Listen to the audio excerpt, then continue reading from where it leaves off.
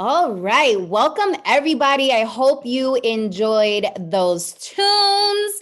I want to formally welcome you. I am so excited about today's conversation. Today's conversation has been on my mind for quite some time and sitting on my heart.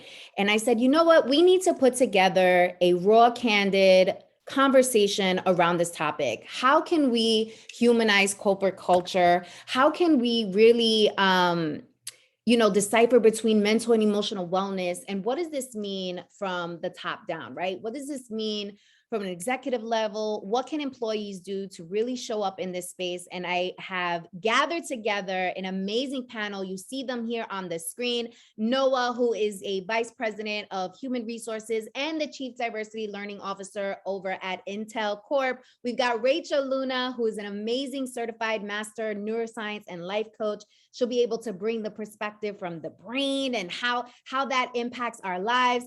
We've got Tatiana, who is a regional marketing director over at Airbnb. And of course, we have Ronald Taylor, who is an MD and head of diversity and inclusion at Mizuho Americas, who is a Japanese-run bank. So he'll be able to bring in that international perspective, which I wanted to make sure to include in this conversation. So some quick logistics. I mean, many of us are very well-versed in how Zoom works, but the way that I like to curate these type of experiences, even though we are in a virtual space, I want to make sure that you are networking with each other.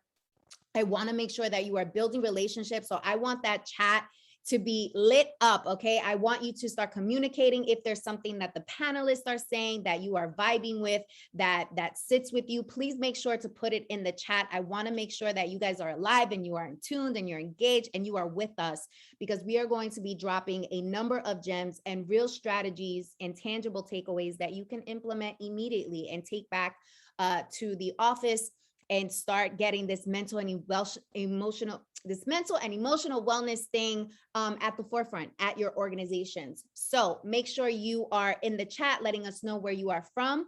Also, we will be taking Q&A. So throughout the conversation, if there's a question you want to ask, please select the Q&A option at the toolbar, and you want to insert your questions there. That is where we are going to be flagging the questions once we get to the Q&A portion. All right, so let's talk about what we can expect from today. So as I mentioned, the raw and candid panel discussion about steps executive teams and employees can take to humanize corporate culture. Immediately following the panel discussion, I'll be doing a workshop on using your authenticity and cultural influences to triumph over imposter syndrome. Because, mental and emotional wellness is such a buzz right now. It's a super hot topic, but it's very personal, right? It's a very personal thing. And for some of us, we're unable to use our voice authentically. We're unable to show up in the way that we want because imposter syndrome is just standing in our way. We're standing in our own way. And so I wanted to make sure that there was this strong learning component to this amazing dialogue that we're about to have with this panel. And of course, I'm also going to introduce you to my Shine Leadership Development Program, which really focuses on the mental and the mindset behind wellness and how we need to have a foundational setup around mindset and emotional wellness in order to show up as our best selves. And that's an opportunity that I offer institutions and organizations, and we'll get into that in a little bit. So let's talk about the data and the problem and why there is an urgency around this topic. So 40%, y'all, of the global workforce is considering leaving their jobs by 2022. Already you have seen the impact of the Great Resignation as it has been toned. And so I want to make sure that you guys are clear as to why this is so critical. 20% say their employers do not care about their work-life balance. 54% are just overwhelmed. Somebody type a number 1. If you are just feeling overwhelmed, you're feeling exhausted, burnout is super real, write a number 1 in the chat. Also, this has a direct impact on the bottom line, all right? So job-related burnout, healthcare costs estimated to hit between 125 and 190 billion per year in the US alone, and that is on the rise of about 16% since 2016, right? In addition to this, and why I wanted to make sure we honed in on imposter syndrome, 70% of professionals experience moments of self-doubt. They're feeling like they don't belong. They have a lack of confidence in the workplace. And as a result, psychological safety is now a priority. In order for organizations to compete and attract, develop, and retain top talent, they need to make sure that this is at the forefront. It's not only a talking point, that they're putting their money where their mouth is. And that's what we're going to dig in deeper in today. All right, so let's get started and go right into this panel. So I'm going to stop my share. Let's see, here we go, stop share. And I'm going to invite the rest of the panel to join me on video so we can go ahead and get started. All right, welcome everybody. Hello, hello, hello. So excited to have you here. Thank you so much for participating in this experience and lending your thought leadership. I really respect and admire each of you. So I'm so excited for the audience to get to know you. So let's get right into it. I shared with you while I was preparing for this conversation that I had asked a former CEO of a huge telecommunications company to join in and tap in on this conversation. And his response to me was quite interesting. What he said to me was, this is an HR thing, this is kind of outside of my league. I don't feel like I can provide much value here. I'm going to pass. And it made me think about the disconnect between people, human capital, and executive teams. So I would love to hear your thoughts on this. And I know, Ronald, you're super passionate about this. So maybe I'll kick it off to you first. What are your thoughts on this response? Yeah, no, thank you. Thank you so much, Victoria Jen, for having me and for that music and your energy. I'm super excited. I will start with my disclaimer. So any remarks I make today are my own and don't necessarily reflect Mizuho Americas or Mizuho Financial Group. And with that, I'll jump right on your question. You said former CEO. Yes. He's no longer a CEO. And I question whether or not that mindset had something to do with that. So if he saw this as a human resources issue and not a human issue, and he didn't see that he had a part in it, then I would venture to guess that that's a part of the reason why he's a former CEO and potentially not a very successful one, because I think successful leaders are going to see sort of their role, their accountability in, managing emotional and mental wellness. So I'll stop there. I won't beat up on him too much, but I thought that was really surprising that he would actually articulate that and say that out loud, and just a complete disconnect there. Right. And, I appreciated his honesty, because a lot of C-suite executives that I do speak with, they do have that thinking, right? And I think there is an opportunity here for a mindset shift for sure to showcase that connectivity. Anybody else on the panel have thoughts on this? Go ahead, Rachel. Thank you for having me, Victoria. Excuse me. I thought that was interesting because I'm a former Marine. And one of the things that I learned in the Marine Corps was you lead by example. So we would never send a Marine to do something that we ourselves were not willing to do. And I think that, I got to give Ronald a little nod. I wonder how effective this former CEO was, not at his job. I'm sure he probably did a fine job, because there were several Marines that I worked under that were good at their jobs, but they were, for lack of a better term, of the way we would say in the Marine Corps, piss poor leaders. And so one of the things that I learned from one of the sergeant majors of the United States Marine Corps was that there's a difference between a leader and a manager. And I think that sometimes CEOs mistake their role as a visionary leader and a manager. And so a leader gets someone to buy in to the dream, to execute the vision with enthusiasm. And so I think that this gentleman missed out on a great opportunity to be part of the solution. And we'll talk a little bit more. I have some other things to share about why leadership matters, but I'll stop there. Thank you. All right, awesome. Go ahead, Tatiana. Hi, everybody. It's such a joy to be here. Thank you, Victoria, for inviting me. I would like to also do a disclaimer like Ronald. I am not speaking on behalf of my company. This is like Tatiana's perspectives and points of view. And I completely agree with what you both have shared, and what a missed opportunity. I think what I would love to offer up too is, it's just that this idea of really embracing mental and emotional wellness and really considering people at work as like whole humans, not just the worker bee, if you will, is new. it's a completely new concept, I believe, at work in corporate America. So a lot of leaders that have grown up sort of in the environment, and of course, being at a CEO, you have had a career, right, that you're growing up towards, having these conversations probably feels so uncomfortable because it's not what you've learned. These were taboo topics, right, at work, that really just recently, from my perspective, in the last year and a half, there has been like an openness to actually talk about it.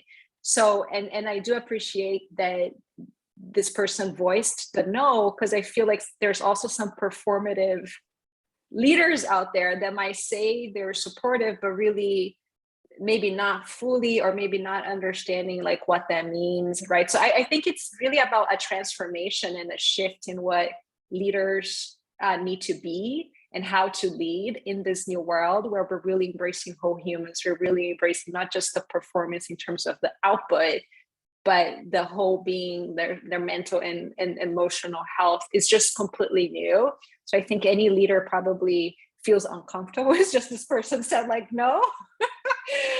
But I just like, I guess I empathize with the shift that it is, and new muscles that I think we're being called to develop, to share. And those leaders that do that for sure will be the leaders that are more successful in the long term, but we're unlearning and relearning some new skills, I would say. So Tatiana is giving some grace to our senior executives. So let's talk about the how, right? We each believe that this is an important movement and should be set as a priority, but how exactly can folks who hone in on human capital and understand the significance of human capital, how can they connect the dots for executive teams? How can they create that buy-in? Noah, do you have any thoughts on this? Sure. Likewise, thank you for having me. It's great to be here. I guess I might be the introvert on the call, so you can be a little patient with me. I'm a little slower to get my thoughts out, maybe, and the music and all that. It's I'm still adapting to this. But so how? Well, I guess leadership development, I think, has a lot to do with it. And I agree with Tatiana that, the idea of like the workplace being more than this place where people just come to work and make money. You spend a huge percentage of your life at work. That's like where your opportunity is in many cases to make meaning out of your life and to contribute. And that's like a big deal, right? So that. And so when we do leader development, sometimes you kind of go into some of the more human side of things. A lot of people, will raise their hand. Why are we talking about this? What's this got to do with the business? And you're like, well, maybe directly it's got nothing to do with the business and everything to do with the business, because you, like Rachel said, you're a leader. You have people that are entrusted to your leadership, and that's a very important thing. They're not just there to serve you and to make more money for the corporation. They're there to kind of do the best they possibly can, and self-actualize and create meaning for themselves, and to be able to go home to their families and feel proud and respected. So leaders that understand that are just better leaders, because leadership is about leading other people, inspiring them, making them feel bigger and better and more empowered than they might otherwise. So I think it's got a lot to do with it, but I do agree, to your first example, it's still kind of a foreign concept, in the corporate world, because the basic premise of the corporate world, even though we've got these purpose statements all over the place, our purpose is to do this. It's, face it, the kind of the driver is earnings and that it motivates some, but not that many people really. It's kind of necessary, but it's not like that intrinsic source of motivation. So I don't know. That's my introverted way of trying to answer your question. So I hope No, this is helpful, Noah. And listen, your insights are super welcomed and appreciated. So please share as much as possible. Go ahead, Rachel. I just want to address something. I completely understand and appreciate both the points of Tatiana and Noah. And I also want to acknowledge the fact that mental illness and mental wellness and mental health in general is not a new concept, period. If we look back to 1970 during Vietnam, the way that our service members came back, that was not, I mean, even go back to the Great Depression, right? When people were killing themselves because of the stress of what was happening in the jobs. So the mental wellness is not new. In fact, 44 million people in the United States suffer from some kind of mental illness. My point in saying all of that is that I think that people forget that leadership can be very inconvenient. It's inconvenient when you have to be the one, when you choose to be the one, my husband's coming home with the kids, apologies, when you choose to be the one to stand up and say that something needs to be done. I think what's happening now is that we are stepping into a new awakening where people are giving themselves that permission to offend and speak up, but it's not a new thing. And I think we need to stop coddling people and start getting real down to brass tacks that this is a priority and it should be a priority. And what are we going to do collectively to make it a priority? I love that. And, you know, when you guys registered for this webinar, there were a number of stats, and I went over those stats when we introed here, and that's your business case, right? That is the link between the ROI and the bottom line to really push executives to firmly put this on the agenda in executive team meetings, right? And it takes each of us to be courageous enough in order to speak up to make that happen. So Ronald, when we had this prep call, you said you wanted to make sure that we added some context around, from an employee perspective, what can you do as an employee to bring this to the forefront? How should you show up at the office? What type of conversation should you have? So I would love for you to kick us off on that. Yeah, no, I'd be happy to. And I think to Tatiana's point, and you know, the last 18 months has been like nothing I've ever seen in my professional career. And you know, at Mizuho, when I joined about 18 months ago, we started with diversity dialogues. And we invited people to just tell their stories. And I can tell you that those were led by the leaders. I didn't let them off the hook. I didn't say, hey, can we do this over here? And we'll let you know how it goes. I had each of those leaders actually share their journeys as well. And I can tell you without exception, they all got emotional in front of their teams sharing those journeys. And I'm pretty sure it was the first time that they had done that. And I thought that was a huge step. And so that really allowed the employees then to share their stories. So we had people quoting scripture, quoting Malcolm X, you know, talking about things that before, I think the last 18 months was just, you know, you just didn't do that. You had these two different lives, your corporate life where you put up the shield, you went in, you know, you code switched, and then you went home and you fell apart. And I think, you know, the last year and a half has really proven that we need to allow people, we can't just say, and it can't be lip service to Noah's point of, you know, we want you to bring your authentic self to the office. Just don't do this, or this. Now it has to be, we want you to bring your authentic selves to the office. It's going to scare the hell out of us in a lot of ways because we've never seen this before. But we really need to embrace this if we want to be more effective. So I think the more you allow, and I say allow loosely, individuals to come into the organization and truly be themselves and truly talk about the things that affect and impact them, the better it's going to be for the organization and the individual. So really trying to create that culture where folks feel like they can come in and, you know what? My dog just had a stroke and is paralyzed on the left side, and I am not here today. And that's really affecting me today in the workplace. True story, by the way. You know, being able to do that, you know, and have leaders who are empathetic, to Tatiana's point, that understand, oh my gosh, you're not just a widget coming in here to do work. You actually do have things that are going to affect and impact you outside of work, and I need to pay attention to that. So I think that's the culture that we're fighting and wrestling to get into place right now. Go ahead, Tatiana, yeah.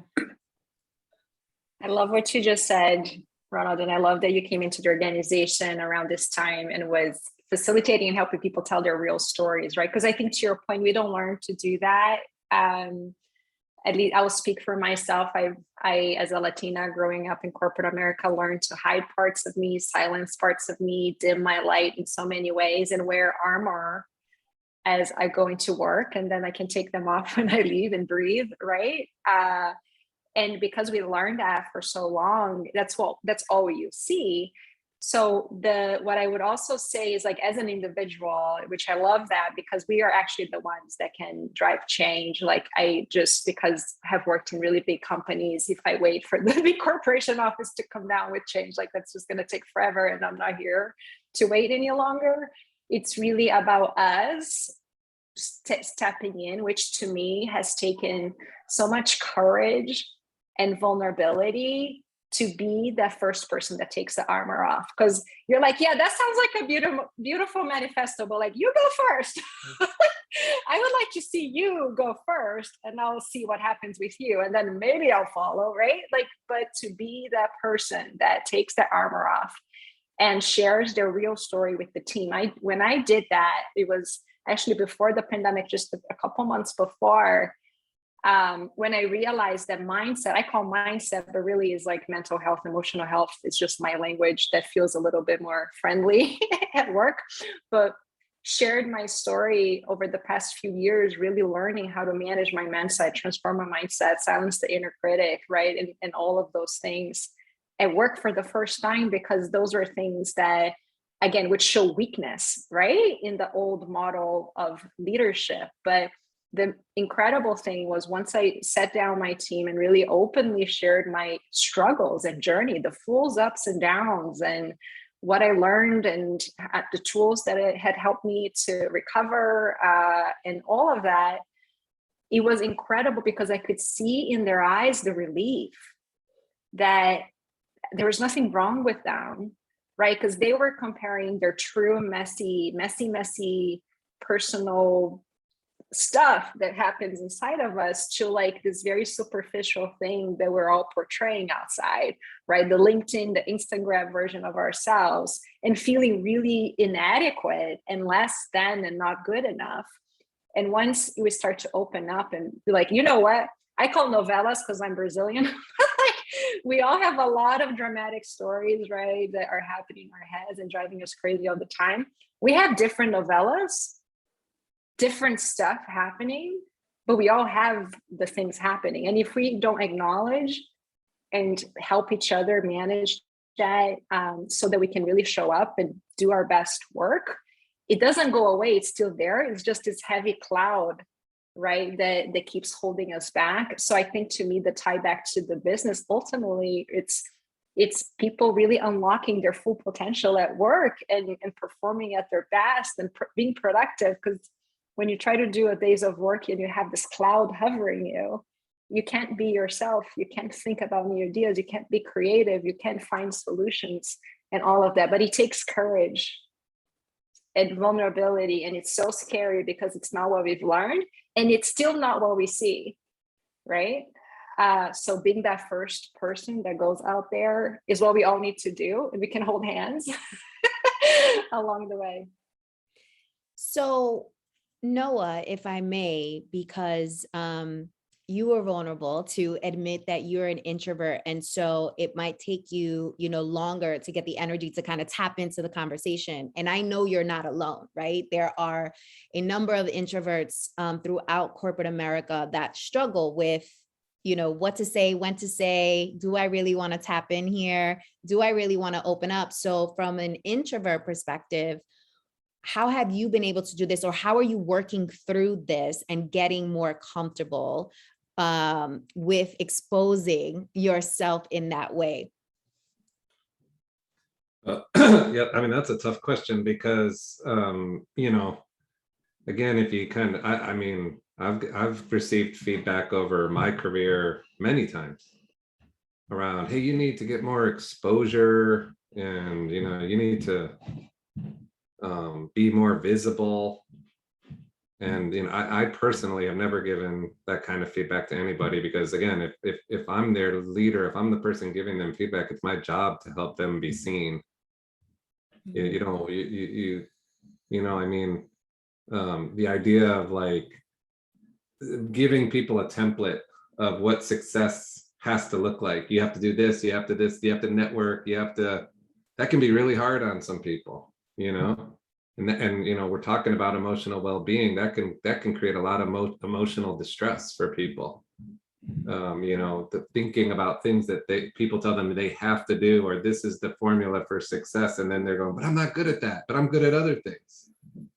You know, I want to contribute the way I want to contribute, right? Like, let me contribute the way I'm able to. So it shows up in lots of different ways, but you know, an organization has the ability to be like this really powerful place that helps people become better in their life, not just at the part that they do for, you know, that company, whatever that thing is. And look, we have to do that. Like, companies have to continue to exist, people have to produce, you know, we need performance if you don't have that. But an organization can be so much more, you know. There are organizations, you know, mine included, that are 100,000 people. That's a small city, right? That's a community. So, you know, allowing people to be themselves and supporting them emotionally and developing leaders that know how to support their people emotionally. You know, if somebody was to ask me, well, what's the ROI on that? I'd be like, I don't really know. I can't answer your question. Like that search for ROI, that obsessive like quest for ROI, sometimes it limits us, I think, sometimes, you know, because we might just say, oh, well, I don't really know what the ROI is, but I do know that it's the right thing. That part I know. So I guess there's that, right? So I don't know. No, I love that. Preach, Noah. Rachel, did you have something you want to say? Well, I love everything that Tatiana and Noah said, and they just said it so beautifully. And when Noah mentioned the idea that Intel, for example, has 100,000 people and it's a small community, it made me think of how most of us, at least I'm going to speak for myself, but I'll also speak for a couple other people I know, they don't know their neighbors. I just had a conversation with someone yesterday, how we're losing touch with creating community in our day-to-day. So of course, we don't know how to have community in the workforce when the first primary expectation is the mission, even in the Marine Corps, right? If there was something going on with your family and there was a mission, guess what? Mission first. If we could accommodate for you to leave, fine. But I can recall many service members who had to stay in place while their families left because of the mission. So I think that, to Tatiana's point earlier, there is a lot of unlearning, and some of it just begins in the home. And so are we taking the time and opportunity to have these conversations around mental health and wellness with our friends and our neighbors and our children, so that it becomes part of the daily conversation, so that when there's initiatives like Ronald did in his office, people are more receptive. So I think it's such a circular thing for us. I love that. And making that connection is important. I grew up on Wall Street, and I was preconditioned to believe that we need to check ourselves at the door, and we need to come in and we need to put on the uniform and we need to form our lines of formation and get to work and produce. Everything else you can attend to after the fact. And what I love about this moment right now is, because of this change and because of this shift, it's a beautiful time for us to also self-reflect and find ourselves, right, in the childhoods, and find ourselves in this new space, and how we want to show up and really build legacy for ourselves, our families, and the organizations that we work with, because now each of us has so much power in our voice, and so much opportunity now to really speak out and be creative and be innovative in how we connect with our coworkers, and how we build community at work, and how we are speaking to our executive teams about these quote unquote people skills, right? And how important it is for us to drive that through. And somebody mentioned earlier, you know, from the executive sense, they're always thinking about, you know, business imperative. What's the ROI? What's the ROI? What does this do for our stakeholders? And I challenge you all to think about, how can you personalize and humanize, right, what is going on in people's lives, and bringing that to the office. So to Ronald's example about what's happening with his dog, I mean, people treat their pets as children, right? So the fact that he's sharing that, how else can he perform knowing that he has to be, this now caretaker on a different level for his pet, right? And so how can we humanize the conversations that we're having? So to Noah's point, which I love, perhaps we do move away from connecting it to the ROI and using that type of vernacular and switch it up on people and start speaking through a human lens, because we are human first. And that's something we all can relate to. I think we learned that through the last year and a half, and then everything else comes after the fact. So perhaps the conversations when we are speaking with the executive teams is we take the responsibility to humanize those conversations and link them to the business imperative, because we can. And now is the perfect time for us to do that.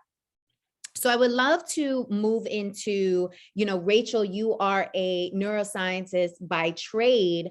I would love for us to talk about, how we think about ourselves and how we show up at the office, and how the conversations that we choose to engage in, how that impacts us, how that impacts our brains, which then impacts our performance. Well, I'm not a neuroscientist. I am certified in neuroscience coaching. Okay, got it. Let's be clear.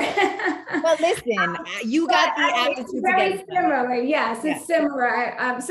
What you're describing is called negativity bias. And so negativity bias is when you're constantly talking to yourself in a negative way. The problem is that when you are constantly in this negative self-talk, which it happens all day, every day, just by nature, it actually diminishes your capacity to think and reason and form memories. And actually, studies have shown that negativity bias leads to dementia and Alzheimer's. So one of the things that I think is worth having a discussion within corporate America, if you will, or corporate anywhere, is the conversations that employees are having with themselves about their performance, about their experiences in the office, about the initiatives that are or are not happening, because all of this is contributing to a decrease in their cognitive function. A decrease in their cognitive function. Let's dive into that. Anybody else want to tap into that? I'm not going after that. Some really big words there. But I do want to back up Victoria, Jen, and I do want to declare that I love my children too. Obviously. But I am worried about the dog right now. But no, I negativity bias, that is so, you talk about imposter syndrome, and I think there's probably a connection there. Like, you're coming into work every day and you're putting on this uniform that's not really you, and you're trying to convince yourself that you belong and that you're supposed to be there and you're supposed to contribute. But at the same time, the left of whichever side of your brain is telling you, no, I'm not good enough. I'm not supposed to be here. There's nobody that looks like me. All of that's kind of weighing down on you, and it's exhausting. It's exhausting. So I think finding and opening up channels for folks to deal with that is critical. I mean, companies have been so focused on sort of the organizational structure and the employee experience while they're at work, but not necessarily the employee's personal. And I think, it's kind of been emphasized to all of us that, we need to make that shift to really start to look at, and one term I don't use is work-life balance, because I think it's a term that sort of sends a different perception. I talk about work-life effectiveness and really an organization's job to help you be effective in all facets of your life. And, it's a little bit of nomenclature, but I think that, just a shift like that really helps companies to understand they do have that responsibility outside the four walls of the institution. I actually wanted to use a really big word like Rachel did, but I couldn't come up with one. So I'm just going to stop there. Tatiana, you have something you want to add? Yes, I love the conversation. While I don't know the big words, I just very personal experience for that being so true, right? Like the idea that the negative bias, like the inner critic, the imposter voice, just starts spiraling and sometimes becomes so out of control that you're doomsday, oh my gosh, my career is over, or oh my god, we've created so many problems that sometimes are not even, real, or that we keep beating ourselves up, or like judging ourselves, judging other people, reliving the past, or about 10 things that will likely never happen. And for me, I learned the hard way that was completely consuming like my life. And I think for me, like my first job was in a very competitive like workspace, and I was giving my all and working so hard and trying to fit in, and all of these things we've been talking about, and just completely lost myself. I was feeling so exhausted and overwhelmed, and all the things that I know so many people are feeling right now. And for me, like it became this journey of turning inwards, I guess is what I say. It's that recognition that our inner world is really determining like what we're experiencing, and the outputs, I guess, that we're ultimately bringing forth from an outer world productivity standpoint at work. And for me, the biggest thing was just practicing awareness of the stories, right? Of the thoughts that were driving me crazy. And the biggest tool that has been completely life-changing for me that we don't talk enough about at work is meditation. For so many people, we think it's like, oh, it's not for me, right? Like I'm so busy, I'm such a high achiever, my brain never stops, it's not for me. It's like for those people that like can sit in like uncomfortable positions for a long time. My mind doesn't stop, it's not for me. And I would like to say that actually people at work is the ones that need it the most. Like when you're busiest is kind of when you need those tools the most to ultimately learn that we're not our thoughts.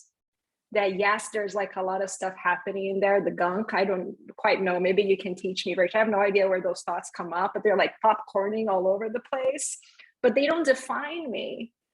I don't need to go along with that. And for me, it's becoming aware and then taking the power back and really choosing where to focus the energy, right? Like how to shift the thoughts, whether it's practicing gratitude. So we start to rewire the negativity bias to focus more on positive things. But it's ultimately about becoming the author and not the victim of the stories. At least has been like a huge part of my personal journey that not only has made me more effective at work and a better leader and a happier person, because I'm not driving myself crazy as much all the time like I used to. So anyway, like for anybody watching, if you haven't tried meditation, mindfulness, it's not just for, certain types of people, high professionals, high achievers people, like we could benefit so much. At least for me, it's been like a huge game changer. So real quick, Rachel, and then I want to hop into the next question. I thought you were going to say something. Well, I just wanted to speak to that because first I thought, Tatiana, that you were going to say journaling, because journaling and meditation actually go hand in hand. And I just want to address the point you said, I don't know why these thoughts happen. Maybe you could say, I know exactly why those thoughts happen. They happen automatically, and they are the product of the conditioning that you've had, right? The conditioning, the programming, everything that you've been taught, all of that is encoded into your, actually, in some cases, even down to your DNA. So there's a really fascinating study called epigenetics, which we won't get into that right now, but that talks about how the programming from your past, even your ancestors, gets encoded in your DNA. So those thoughts happen automatically, as well as judgmental thoughts. So you know how people say, don't judge me, they can't help it. When you judge someone, you cannot help it. That first judgmental thought is automatic. And actually the brain does not the brain will make a judgment before you even recognize who the person is. And that's its job. It's always scanning to keep you safe. So Tatiana, when the thoughts come up, it's just your brain trying to keep you safe. And the last thing I want to say is, you said those thoughts don't define me. That's actually not true. The thoughts do define you until you choose to change the definition. And so this is why so many people who have had trauma are really struggling to perform in the workplace. So I'll just end with that. But journaling before you meditate is a great way to get rid of some of the thoughts so that when you go into the meditation, you can go easier. And I'm done. So this is a good segue into my next question, and we're about to enter Q&A, y'all. So if you have questions, make sure to put them in the Q&A bucket. That is where we're going to be fielding questions from. So as leaders, we are, given this incredible responsibility to support, to influence, to energize those around us, especially our teams. And we touched on this a little bit, but I want to take a deeper dive. And it is, as a leader who is challenged with their own mental and emotional wellness, how can we still lead in those moments? Like, how do we work through our own personal challenges while at the same time helping others do the same, or perhaps influencing them to do the same? How can we show up in that raw way at the office? Anybody want to take it first? Okay, Rachel, go ahead. Say about mental health and wellness. And I don't apologize for that. And I think that is how we do it. So when you are if you're the leader and you're going through something, obviously you don't go in and tell everybody all your business, but coming in to say, hey, for the next day or two, or however many days, my interactions are going to be minimal. I'm really focused on the task, but I'm dealing with something personal. I'm sharing with you because I want you to feel comfortable to let me know when you're dealing with something personal. Because again, as leaders, we have to model the behavior. We have to be the example. If we are not willing to say, I'm actually going through something right now, why would they feel safe to tell us that?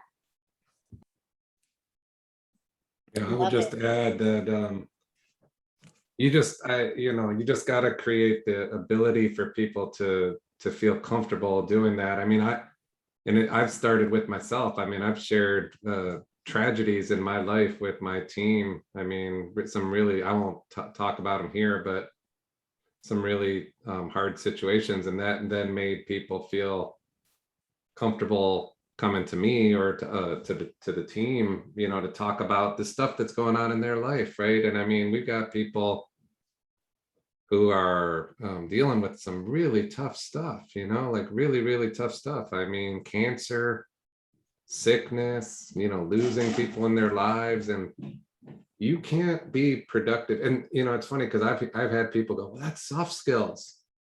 I'm like, that term, honestly, for me is like one of the most offensive terms, because it's like there's nothing soft about relating to the people that you spend, like a third or a half of your life with, right? And who, especially if you're their leader, so it's your job to take care of them, right?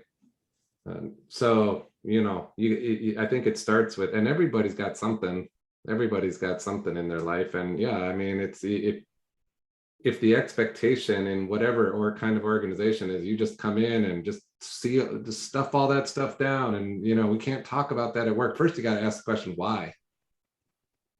Like, who created that rule, right? And like, where did that come from? Like, why do we have to continue with that? But then you just sort of like, go a different direction, right? And I don't think anything terrible is going to happen.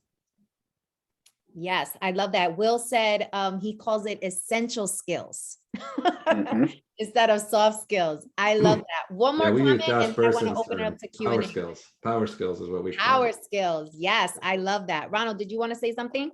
I was just going to say, I saw my friend Will's comment there, but I call them leadership skills. There's nothing soft about them. It's not, an either or. It's like, you need to be able to do these things. These are strong, critical, necessary skills. So why the word soft? I don't think I've used soft skills, the terminology, in 20 years. So definitely agree with you, Noah. Love that. So we got a question here, and I love this question because I want to make sure that people walk away with tangible things and real strategy that they can implement immediately. And before I go into this question, I want to just remind people that discussing mental and emotional wellness doesn't need to be sad. It doesn't need to be soppy. You can also share when you're happy. You can also share when something amazing is going on in your life. It doesn't need to be so heavy all the time, right? And that's a mindset shift and a behavior shift that we need to work on individually first before we can expect that from other folks. So, I want to encourage you to talk about the happy things going on in your life and talking about where you are winning and talking about what you're grateful for and what you are thankful for, because that is a big part of maintaining, right, mental and emotional health. It doesn't need to be always tied to something dramatic or something traumatic or something that's related to trauma, right? Also good things, right? Those good adrenaline things. So I wanted to throw that out there. So let's go into some concrete examples. So Raven asked, what are some rituals leaders can bring to their teams on a regular basis to facilitate connection and transparency around mental health and well-being? So I want to start because this experience that has been curated for all of you is an example of something that you can create a ritual around, right? This can be like a monthly thing, a quarterly thing that you invite different senior executives throughout the organization or even amongst your team to just powwow and to just talk, right? And you'll have some, opener questions to get people jazzed and to allow the conversation to flow. But this is something each of you can bring back to the home base, right? You can do this with your families and you can do this at work. Don't hesitate to curate an experience and take on that type of leadership role, because there's a number of things that will do for you, right? It will, first of all, create a space for the conversation, but it'll also give you different types of exposure, different types of access that you create for yourself, right? So invite your boss, invite your boss's boss, right? Reach out to the head of D&I, reach out to people that you've always wanted to network with, and use this type of experience as a way to create a connection point and also a way to showcase your leadership skills, because you are leading that discussion, right? And you've curated this experience. So what other tangible things can people do? Anybody want to tap in? Well, I'm going to say journaling. Of course. Journaling queen. I'm going to say I am the journaling queen, but there's also so much data, research. There have been so many research studies conducted to show the impact of journaling, the positive impact, and how it clears your mind. It actually, it boosts your memory, helps you achieve your goals. It creates connection. And so there are many ways that you could do this. You could have, as Victoria was saying, a monthly meetup. I remember when I used to work in corporate America, one of the things we used to do was a monthly lunch and learn. And so we would either do a journal or a meditation, like Tatiana mentioned. Sometimes we would have diversity conversations, but once a month, it was just this opportunity to come together and do this practice. So journaling is the way to go. Go ahead, Tatiana. I do love journaling too. So I'll give you a shout out, Rachel. Just to tell like a more specific example, more personal example, after I mentioned, I kind of opened up to my team about a year and a half ago. It was amazing because everybody was that relief and they really wanted to keep the conversation going around mindset and mental health. It was this thirst for those type of conversations. So what I started doing at the time was I just started hosting weekly, I call these super mindset circles. But every Friday I would just set 30-minute meeting, and they were optional. It wasn't mandatory, and it wasn't anything like that. But the team could dial in. We were on Zoom already then. But I would share like either an article that I had read or like a tool that I've been practicing, whether it was journaling or meditation or tapping or mindfulness, you name it. Like I was bringing all sorts of tools to them and having the conversations. And what was really incredible is just that created this really safe space. We haven't quite talked yet about psychological safety, but I feel like if you can create an environment like that where people start to practice this new muscle of being vulnerable, of being open, of sharing like parts of their whole selves that they're probably not comfortable doing in like a traditional 101, when I'm supposed to tell you all of the amazing things that are happening in my project, for example, that became such a huge change for the team and the culture, because all of a sudden we were really trusting each other and opening up with one another. And then as the pandemic was just becoming bigger and bigger, I was working at the time at Disneyland, the place was shut down. We had like furlough comings and all. So it was really, really intense for the team.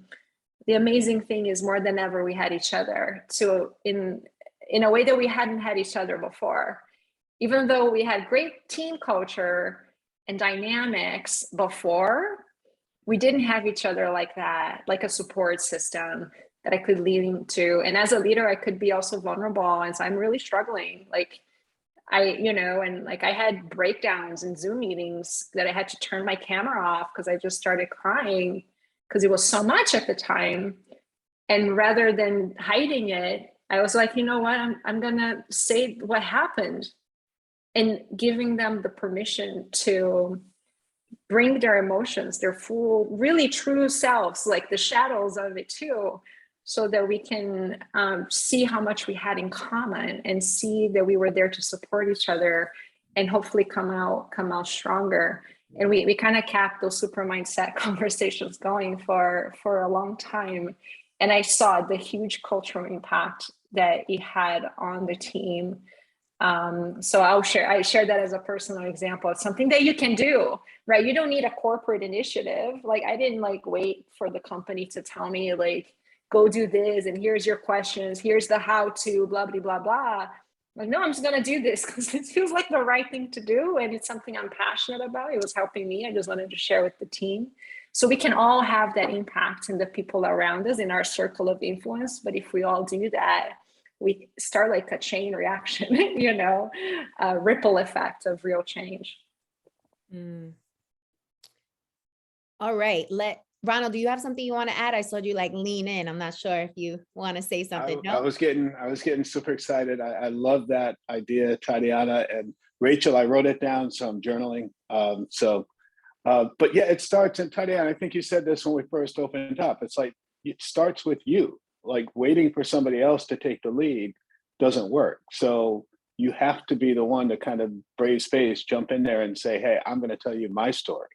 And I do that every single opportunity I have. So just really quick, humble beginnings, Roxbury housing projects, new addition. A lot of the kids don't even know who I'm talking about anymore. But that's where I started. And there's a picture from a newspaper up there of the street that I grew up on back in like the 70s. And I use that in presentation because I want people to know that that is a part of my journey. So I think that's, the more I do it, the more other people do it, to your point, Tariana. And I think then you have that ripple effect across any organization. So I was just getting really excited because I know that that's the way to really win. Absolutely. So we have time for one more question, and then we are going to move into the next portion of the seminar. And this question is around emotional intelligence and curating environments where taking breaks and taking your vacation days is welcomed. How do we introduce these concepts into the office? And I just want to start with a lot of mental and emotional wellness and being an amazing leader, if that is who you want to be, and I hope that is who you want to be, and that's why you showed up today, has to do with you doing your own self-reflection and your own yucky work. Like you have to go through your own bias. You have to go through your own areas of opportunity, your own parts that you consider are things that you would never want to showcase to the world. You need to get comfortable being comfortable in your own skin, because that will allow you the confidence and the gravitas to go into these spaces and demand your vacation days, right? And demand you taking breaks and setting healthy boundaries for people. You have to direct people how to treat you, right? But the only way in order for you to do that is you get clear on how you treat yourself. Because once you get clear on how you treat yourself, then it becomes much easier for you to let other people know what your boundaries are and setting expectations and letting people know, hey, this is how I operate best. This is how I perform. This is when I'm going to get you to this XYZ and so on and so on. So I would say, a lot of the conversation we've been sharing is about it starts with you, and it's not cliche. It really does. You kind of have to go through your own breakthrough and your own breakdown in order for you to really show up as your best self and show up as your best self for your people, right? Anybody else want to add to this? Go ahead, Tatiana. I'm like jumping in. This is so exciting. I heard from like a mentor early on in my career, something that just really stuck with me. And he said, Tatiana, the company will take everything you give. And it's so true. It took me a while to actually like internalize how true that was. But I think because again of the time that we've had to reflect and pause and the great awakening that's happening, it's a shift in mindset around, like, we used to think busyness defined good work, right? Or success. We almost like wear busyness as a badge of honor.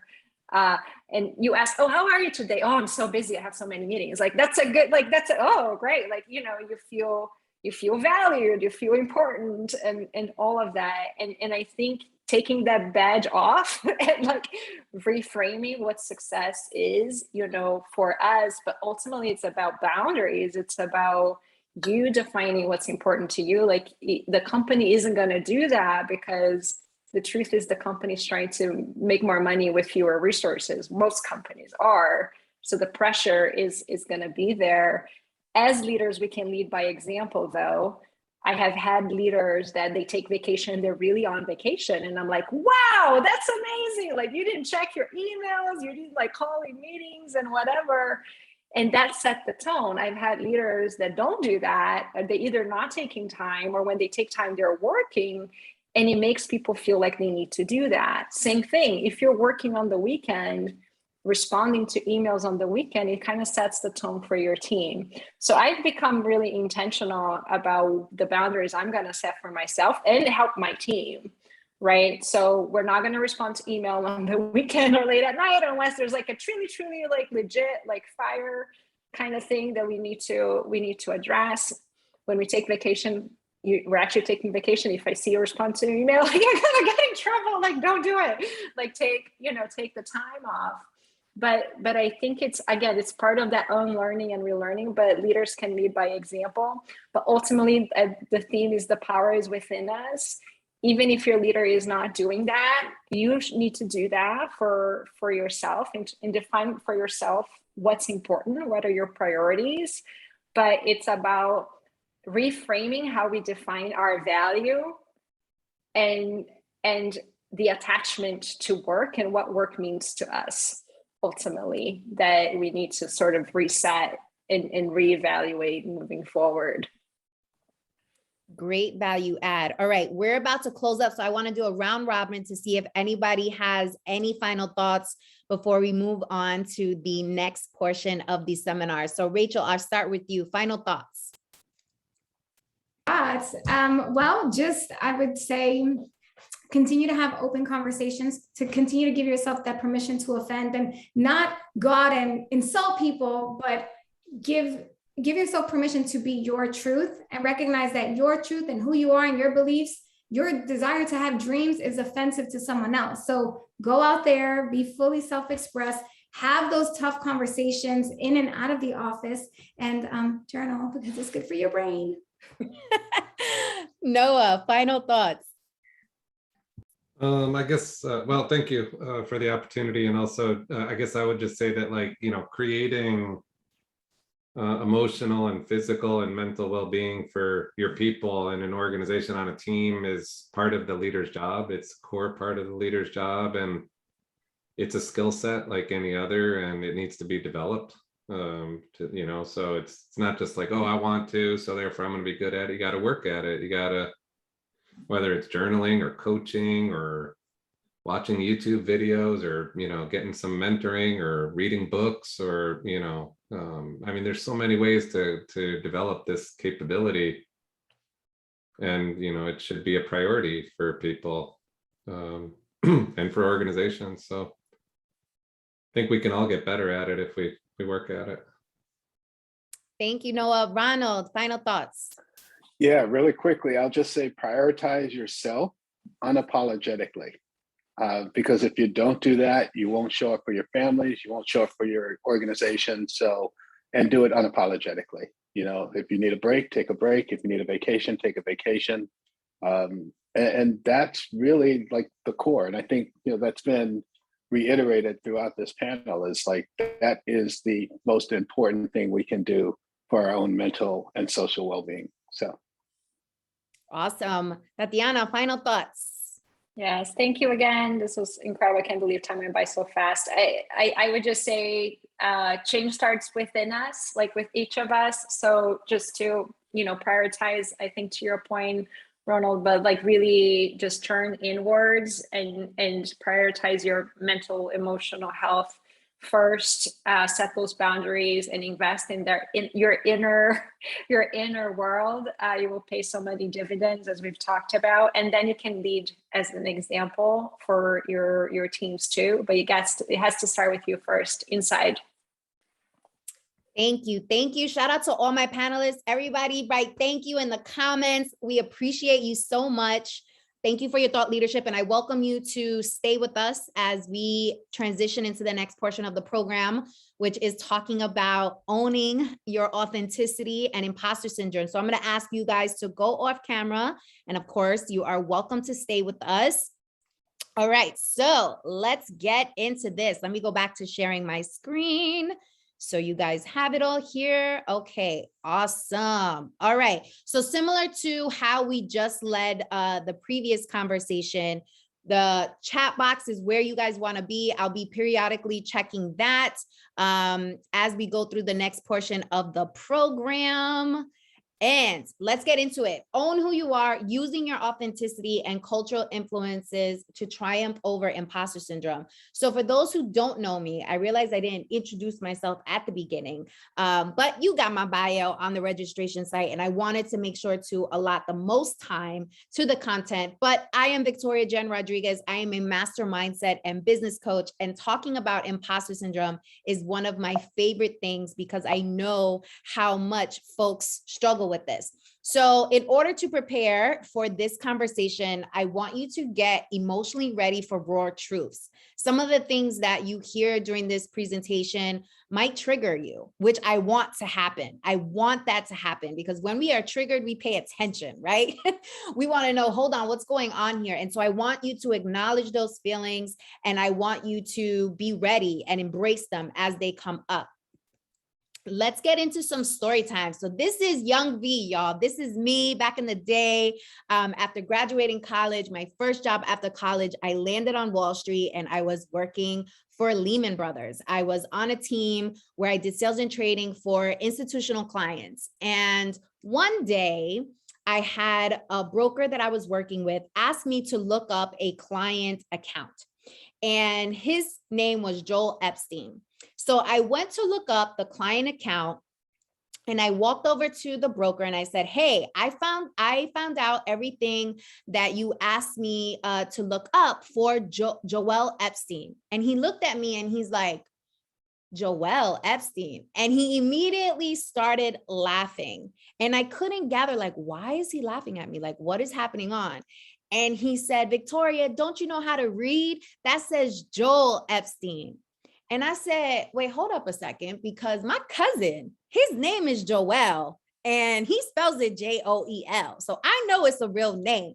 So as he's laughing, mind you, the whole trading floor is hearing this. You guys can see kind of the trading floor in the background. So you can see it was a huge floor, it was packed, and everybody can hear each other's conversation. So now the entire trading floor is laughing at me, right? And I'm like, wow, this is crazy. So I take my butt back to this desk that you see right here, and I look up the audio version of how to say Joel in Spanish, right? How to say Joel.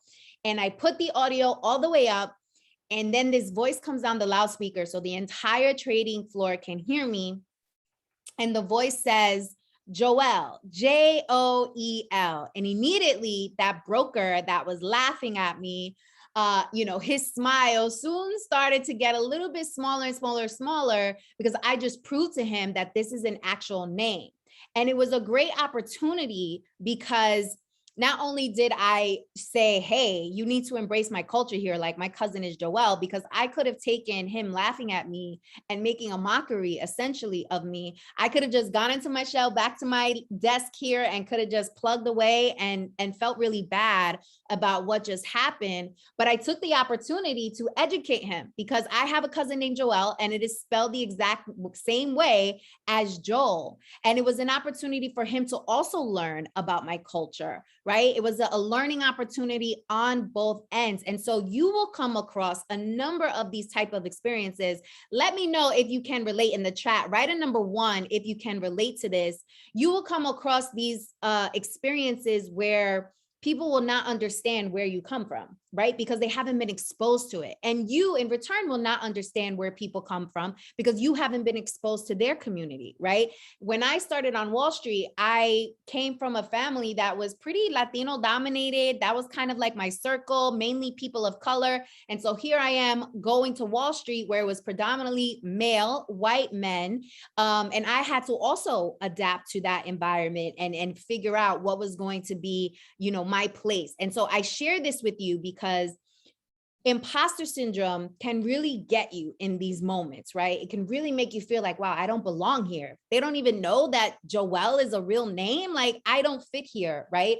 And these experiences will continue to happen. And so it's important for you to become self-aware, but more importantly for you to speak up when these moments happen, because it's an education opportunity on both sides. Let's talk about America's identity crisis, because this is a very real thing that we are taking to the office every single day. And because of this identity crisis, it's really difficult for us to understand who we are, right? In this big world, like, who are we? We don't even know our own identity and trying to fit in to America's landscape. So how to be American while holding on to your roots is a huge challenge. Family influence on playing down your culture in order to fit in. I know for me, coming from a Latino background, my family would always tell me, don't speak Spanish at the office, like, tone down who you are. Like, listen, you need to sound like everybody else, or else you're not going to make it, right? Playing to not lose versus to win. There is this competitive nature in corporate America that we can't let other people win, because if they win, that means that we lose, right? And it really impacts our identity. Societal views on diverse demographics, socioeconomic status, academic credentials, professional pedigree. Have you ever been in a meeting where you might be the only person at the table that doesn't have a graduate degree, and you start feeling a certain way about yourself? I remember I had a client that I coached. He was badass, y'all. He grew up in Detroit. He grew up in gangs. He had literally people shooting outside of his window, and he was able to leave that environment and reach senior level status in corporate America. But when he was going for the next level in his career, he saw that he was the only one without a graduate degree, and it really started bothering him. It really started making him feel like he didn't belong, like he didn't fit in, like he had no business being at that table with a bunch of people who had a graduate degree. So all of these pressures and judgments that we curate ourselves, right? To Rachel's point about how she said that because of these preconditions that we've been through, right? We are getting judged on a constant basis and feeling like we are not enough. Inter-community complexities. Last month was Latino Heritage Month. And it was interesting when it was going on, because people were like, well, Victoria, Jen, how do I refer to the Latino community? Is it Hispanic? Is it Latino? Is it Latinx? Is it Latine? Like, what do I say? So within communities themselves, they are also struggling with their own identity, right? Within the Latino community, like, we're trying to figure out, wait, hold on. I don't like Latinx. Like, I consider myself Latino. So all of these things are happening at the same time that is really adding and contributing to this identity crisis that we are all going through. Amanda says in the chat, wow, this is so true for the Asian community too. I had the most hardest time adjusting. Yes. Will said, I had this happen to me recently where I addressed a colleague as he, and he corrected me and said it's them. Yes, now we have to think about pronouns, right? And how we are addressing people. All of these things are happening. Yes, Rachel Luna said it. Okay, so let's keep going and moving on. So here's some stats for you guys to digest real quick, all right, about the state of mental health. So 193.2 billion in lost earnings each year. We shared that stat earlier. 20.6% of US adults experienced mental illness in 2019. That's over 51 million people, more than the number of people who live in New York and Texas combined. And you know how big these states are. So this is a very real thing that we travel with at work. So what exactly is imposter syndrome and how does it play a role? This is a new buzzword as well, so a lot of people are not familiar with it. So I wanted to share this definition with you and really wrap your head around this. So this is the professional, definition: the persistent inability to believe that one's success is deserved or has been legitimately achieved as a result of one's own efforts or skills, right? So that inability to believe that you belong in certain rooms, that inability to believe that you've put in the sweat equity, that you've earned your spot, right? That inability to believe is essentially the foundation of imposter syndrome, right? We are our worst enemies. We are our worst competition, right? So let's go through some signs so that you know when exactly you are experiencing imposter syndrome. So if you have thoughts that suggest, I must not fail, I have to be perfect all the time, or I feel like a fraud, like I kind of faked it until I made it to get here, even though I know my stuff now, I feel like a fraud now, right? Or I just got lucky, right? I didn't earn my spot. I didn't put in the sweat equity. I didn't bust my butt to get here. I just got lucky. They picked my name out of the hat. Or you think that success is no big deal. You're like, it's no biggie. I don't even need to think about it. Here is a slide of some women that I respect and admire. And I wanted to put them all on this slide because there's something that each of these women have in common. Now, you would look at these women and some of you might feel like they made it, like they got it going on, like they are billionaires, millionaires, they are at the top of their game and they are killing it. Now, what they all have in common is that each of these women on this slide have all admitted within the last 12 months that they right now, at the height of their careers, experience imposter syndrome. And they were very vulnerable in sharing that in a public setting. So what does that tell us? That tells us that as you continue to move up the success ladder, as you continue to grow more influence, as you continue to become more successful in your endeavors, imposter syndrome is going to play a role in your life. It doesn't matter what level you are in. And in fact, the more successful you become, the more periods of imposter syndrome you will experience. And in fact, 70% of people will experience at least 3 episodes of imposter syndrome in their lives. And if you're a woman and a woman of color, that number triples, right? And so I want you to challenge yourself to switch your mindset about how you think about imposter syndrome, because that word syndrome, we automatically, associate it with something negative, but it actually is something positive. Because you experience imposter syndrome when you are stretching yourself. You experience imposter syndrome when you are uncomfortable. You experience imposter syndrome when you're the first one in your family to go to college. You're the first one in your family to make 6 figures. You're the first one, right? Which means you're having a breakthrough.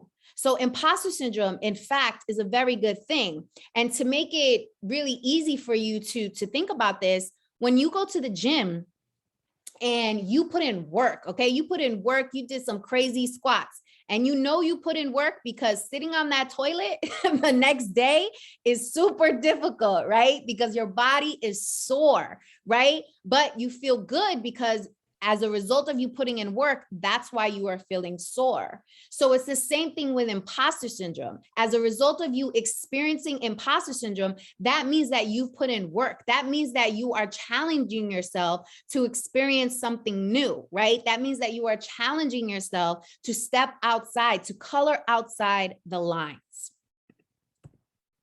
So let's talk about how to slay your imposter syndrome, right? How do you actually overcome imposter syndrome? So the first thing I want you to think about is remembering that you have receipts, right? And these receipts come in super handy, not only to prove to yourself that you've earned the spot that you are in or that you've put in the work and you deserve to be in the room, but it also reminds you of the work that you've put in and it helps build up your confidence. And a great way for you to do that is for you to create a brag slide for yourself. So here's a brag slide full of all the organizations that I have partnerships with, that I have collaborated with, that I've consulted with, right?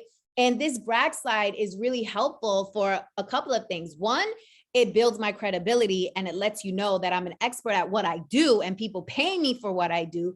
But two, it really serves as a reminder to me, like, wow, like I did that. Like I really worked with Target. I really worked with Twilio. I really work with Coca-Cola, right? So it's a reminder to yourself that you have these receipts and you've put in the sweat equity to earn your spot. You deserve to be there.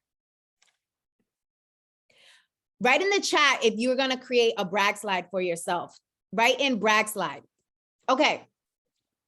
Slaying your imposter syndrome. Point 2, let go of perfectionism. You know, one of my models is always, one of my models that I always say to myself is progression over perfection. Somebody write in the chat, progression over perfection. Right? That makes a huge difference in how we think about our work and how we work on our projects and how we let people know what it is that we're working on. Like, how many of you have procrastinated on something because you felt it was not perfect? You felt it wasn't the best. You felt it didn't look the way it needed to look. You felt like you needed more data to support the idea. You didn't like the colors, whatever it is. You just felt that it wasn't perfect. And as a result, you forgoed an opportunity, right? And as a result, you decided that you didn't want to put yourself out there because it just wasn't perfect. It didn't settle with you. Topic number 3 on how to slay your imposter syndrome is reminding yourself that it's hard work. It's not luck, right? Listen, luck can only take you so far, okay? It's not luck that got you in your seat. It's not luck that got you getting paid what you get paid. It's your work. It's you being vocal. It's you putting yourself out there, right? That is how you got to where you are. And so these 3 tips will really help you slay your imposter syndrome. And what I love to always share is my Don't Panic framework. This is a framework that I created to help folks work through their imposter syndrome. And I want you to reflect back on this framework when you start hearing these moments of imposter syndrome. So the first part of the framework is self-awareness. And this is about you actually writing down when you experience imposter syndrome. Every time you experience imposter syndrome, is it when you're going to speak in front of a large group? Is it when you are the first one to speak at a meeting? Is it when you're about to have a difficult conversation with somebody, right? I want you to get really crystal clear and self-aware as to when imposter syndrome starts to creep in, because once you are able to see those trends, you're able to respond differently, right? So if you know that you're about to give a big presentation and that presentation, you start feeling imposter syndrome, you're gonna work through this framework, right? Because you're self-aware enough to know that these certain actions that you take make you have imposter syndrome. Make sense? Okay. So the next part of the framework is a badassery committee. And this is one of my favorite parts of the framework. And this essentially is a committee made up of people that you trust, people that you know that you can call on, that will speak new life into you, that will give you new energy, that will remind you of your badassery, right? And remind you of your magic and remind you of your essence and why you deserve to be in the position that you are in. And we all need this committee. I would suggest you have 5 to 7 people on your badassery committee that you know you can call and they will pick up. Right? And if you don't have a committee, and don't even know like who would be on this committee, think about the mentors that you have, think about people that you admire that are in positions that you potentially want to be in, and start building relationships with them. Or I would advise you to join communities, become a part of memberships, become a part of associations where you can really build a strong foundation of people and a community of people that support you and that have the same thought, right? Like-minded people, and start identifying 5 to 7 people that's on your committee and let them know like, hey, you're on my badassery committee. This is a huge responsibility. So make sure that you are available when I call you, because when imposter syndrome creeps in, I'm going to call you up, okay? The next part of the framework is mirror real talk. And this is all about affirmations. This is about talking life into you. This is about speaking positively about yourself. Speaking positively about yourself. I'm just checking the chat. So speaking positively about yourself to yourself is monumental. And this is an exercise that I want you guys to do after this workshop. Tomorrow morning and for the next 15 days, I want you to recite an affirmation to yourself while looking at yourself in the mirror.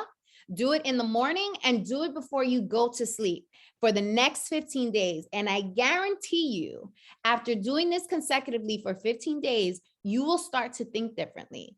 You will start to behave differently as a result of you speaking life to yourself and speaking positively to yourself. So let's practice this all right now. And this is an honor system because obviously you're not in person in front of me, so I can't hear you do this, but I want you to do this where you are sitting right now. Repeat after me and close your eyes. Ready? I am amazing. I am incredible. I am powerful. I have everything that I need inside me to achieve my dreams, to achieve my biggest aspirations, to break generational curses, to create a legacy that I am proud of,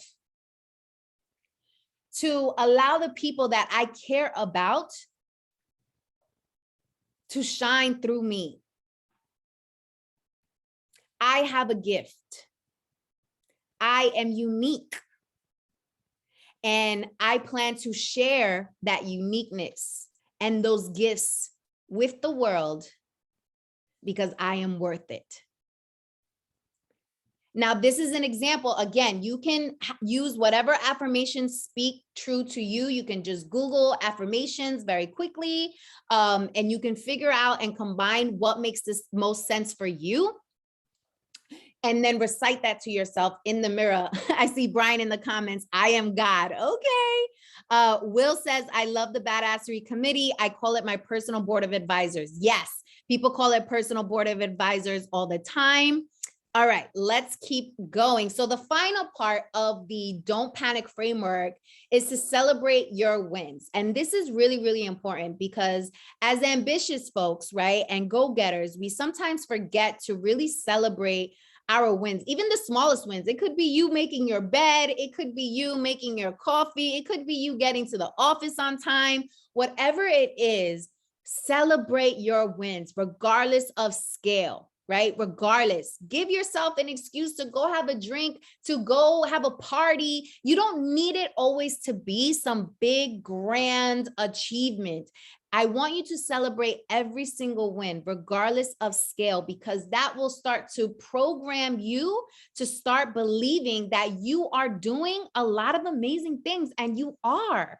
You're just not giving yourself credit for it, right? You're not giving yourself enough credit for it. And as a result, it holds you back. It makes you feel less than. And so when you show up in environments where your imposter syndrome starts messing with your brain, it throws you off, right? Because you're not celebrating yourself enough and you're not congratulating yourself enough.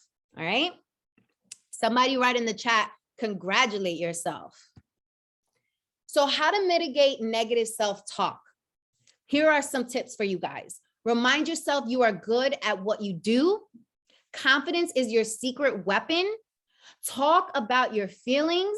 I want you to visualize your success. And so Rachel spoke a lot about journaling, which she has an amazing class on journaling. And it really forces you to think about yourself in the third person so that you can visualize where you are going to be. Super, super helpful. I want you to control your mental. So all of these strategies and ideas that we shared for you today, don't just forget them, okay? I hope you guys took notes. Don't just forget them. Start implementing what you have learned. Be kind to yourself. Whew, this is important, especially after the year and a half that we've had. We put so much additional pressure on ourselves, and I want you to be kind and give yourself grace and seek support when you need it. So if you need to get a coach, if you need to speak to your manager, if you need to speak to someone, therapist, whatever it is, go out and get the support. Don't be too prideful to ask for help, right? That's a part of being vulnerable. That's a part of you showcasing leadership, bravery, courageousness, is by you seeking out that support. Somebody write in the chat, seek support. All right, so now I'm going to talk to you about how exactly do you use your cultural influences. And I'm going to be speaking to you from a Latino perspective because I'm Latina, but you can apply this to your individual culture, right? You'll be able to connect the dots as I go through this. So take this with you and bring it back to your home base, and also show up with this at the office, okay? So how can we use our cultural influences to triumph over imposter syndrome? So here's some quick data for you guys. So baby boomers are moving out. Post-millennial Latinos are taking over. 1 in 4 people are now Latino in this age group. I just read this crazy statistic, guys, that by 2027, I believe that was the year, there will be at least 1 Latino in each household across America. What? That's insane, right? All right. Latinos in the US have a higher percentage of workers employed in the private sector compared to non-Latinos. And what they struggle most with is identity, especially in the corporate setting. I started this presentation talking about the American identity crisis because I wanted to make it crystal clear that even though you may not identify as a person of color, even though you may not identify as a woman, even though you may not identify as somebody that society labeled is a marginalized community, you have things that you relate to, right? Which is this identity crisis, which is this struggle with showing up as your true unedited self in corporate America. You all share that, right? So what I like to share here is how can you pull on how you grew up, what cultural influences you have, how can you bring that to the office and set yourself up for success and also use it as a competitive advantage. So again, speaking from the Latino lens, we love to entertain. We are a welcoming community. We want everyone to feel good and have a great time. I don't know if you guys are feeling this energy right now, but this is a gift that I get from how I was raised, right? This is a gift that I get from my culture, my cultura, right? And I bring that with me into spaces to connect with people, to engage with people, to make them want to talk to me and learn more about me, and also get them to loosen up a little bit, right? And feel good about themselves and bring in some new energy, right? So figure out what it is that you have that you can also bring to spaces so that people want to engage with you. Next, we love family, we love to eat, and we love to dance. This is my daddy here, guys. We're on the middle of the dance floor at a gala. We were the first ones on the dance floor, then everybody kind of followed in with us. But this is something that, you know, is unique, and I bring that to the office. And so I create experiences where people can like let loose, where people can eat, where people can dance, where people can be human, right? Where people can be human and less business so that they are able to connect on a more personal level. Also, we take care of our people. We show up for each other. Engagement equals respect plus ambassadors. What do I mean by that? That means that the way you are able to connect with your workforce, the way that you are able to connect with your colleagues, with your teams, with your bosses, with your families, with your friends, it will stir up a level of respect. And when people respect you, the conversation is different, right? When people respect you, they respond to you differently. When people respect you, they think twice before, you know, coming at you sideways, right? And so this respect thing really goes a long way, but you only get that type of respect when you engage with people, right? And when you are engaging with them in a way that's different than anybody else. Now, once you gain that respect, they now become ambassadors for you, which is what you want. You want people to talk about you when you are not in the room, right? And of course, you want it to be all good things and really be an opportunity to promote you when you're not involved in the conversation. But that only comes when people respect you. And so it's important to create that connectivity with people, right? and figure out how culturally you can create that type of connectivity at the office, okay? Also, we are resilient, we are passionate, we don't give up. And I know for so many of you listening in, you can relate to this as well. So use that resiliency. I think all of us had a quick crash course in resiliency at the last year and a half that we've had. So use that at the office, right? Somebody tells you no, go back to them the following week and try to get to a yes. Don't let folks discourage you so quickly because you're not getting what you want, right? Or you don't think that they're trying to set you up for success, right? Come back. You need to have that comeback game strong, right? And have a passion so that people, again, they relate to you, right? Because of that passion, and they respect you because of that passion. And when all else fails, right? Regardless of what cultural background you have, you will always win if you are creating and if you are getting things done, right? You will respond to yourself differently as a result, as well as the people around you and who you work with, right? By creating and getting things done. Somebody put in the chat, create and get things done. All right, I'm just gonna check in the chat, make sure. Okay, cool. So Amanda says, I surrender. I need a coach.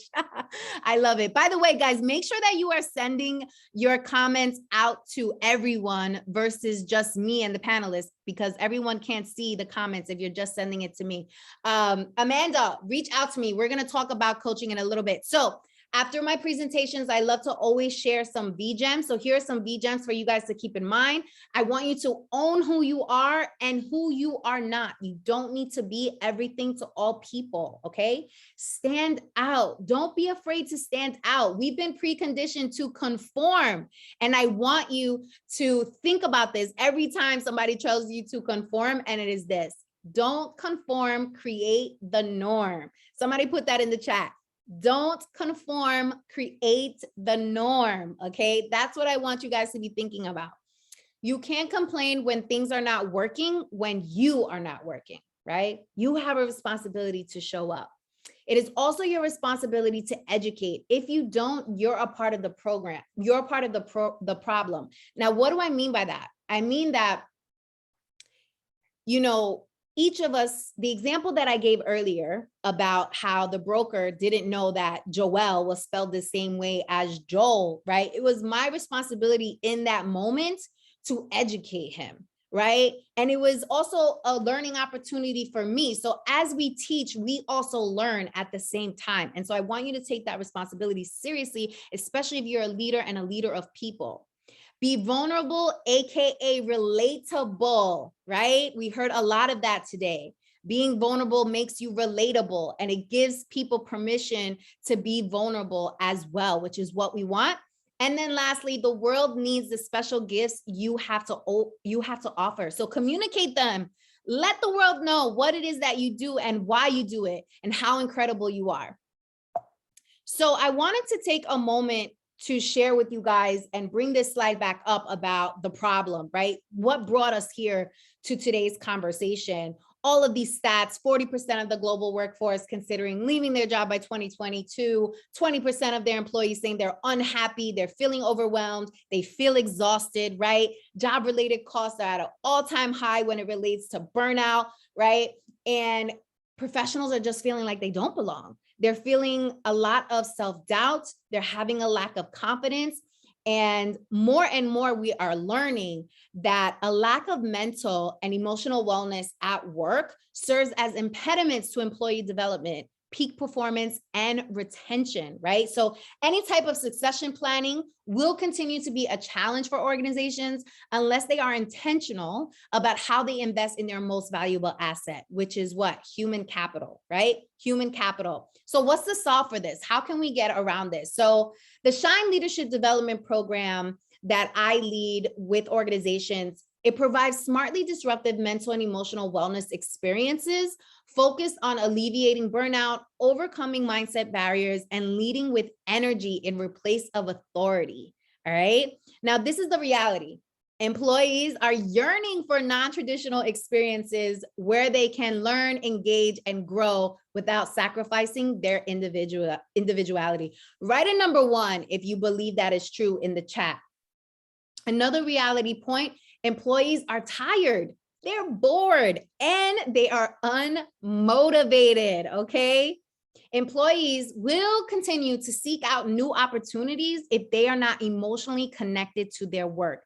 And so the Shine Leadership Development Program provides curriculum and content around alleviating this burnout, getting your employees and your teams happy and excited about coming to work, about working with your organization. And that type of energy, it has a domino effect, right? And when you talk about real culture shifts, that's where it starts. You need to invest in your employee base differently. You need to be strategic on how you are investing in them. And mental and emotional wellness is a great place to start because everyone has now come to terms with how significant it is for us to prioritize our emotional and mental wellness, okay? So I wanted to share with you guys an example of a module in the Shine Leadership Program. If you're thinking that, hey, this is a perfect fit for my organization, I want to bring this program internally. So we always start with opening and closing meditations and affirmations as a part of the program. Mastering your mindset is one of our key modules. Mindset is key. It's the foundation of everything that we do. We go through removing limited beliefs, creating your atomic habits, your miracle morning, embracing the dip, eliminating imposter syndrome. So this presentation that I walked you through today is a part of the overall Shine Leadership Development Program. Another module is energy leadership and executive presence, right? An introduction to energy leadership. What is that? How do you lead with energy over authority is something that we cover. Developing your authentic and distinct executive presence, right? Both online and offline. How exactly do you do that? What does it even mean to show up authentically, right? We go through that. And then being the CEO of your life by setting healthy boundaries. I mentioned this earlier and how significant it is, but a lot of people don't even know what their boundaries are. They don't even know how to really set healthy boundaries. And so in the Shine Leadership Development Program, we go through those types of things. So if you guys are interested in this, here are some benefits and learning outcomes you can expect by your employees and your teams participating in the Shine Leadership Development Program.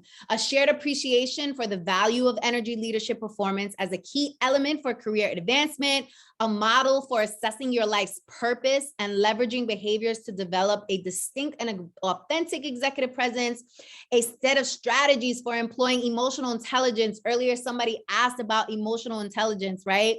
And enhancing your organizational savviness to get promoted, a list of techniques to practice self-love boundaries, a list of options for practicing inclusion and executive decision-making, a framework to mitigate imposter syndrome, silence self-doubt, right? Overcome the loneliness factor and really build confidence. So this is just a short summarized list of what you can expect in terms of outcomes by participating in the Shine Leadership Development Program that I wanted to share with you guys. So if you are interested, if you want to bring me into your organization to speak to folks about this program, here is my contact information. This is how you can reach out to me across all social media. So send me a message. I would love to hear from you and really help you bring mental and emotional wellness to the forefront at your organization and also shift the way people think about this, but also importantly for you to also feel a shift and a transformation in yourself so that you can be the best leader. So I wanted to provide an opportunity for Q&A. So if you guys have questions, this is the time to ask them. I am here. I cannot wait to answer any questions you might have about the Shine Leadership Development Program, bringing it to your organization, about imposter syndrome, about anything that we discussed today. Now is the time to ask those questions. So let's see.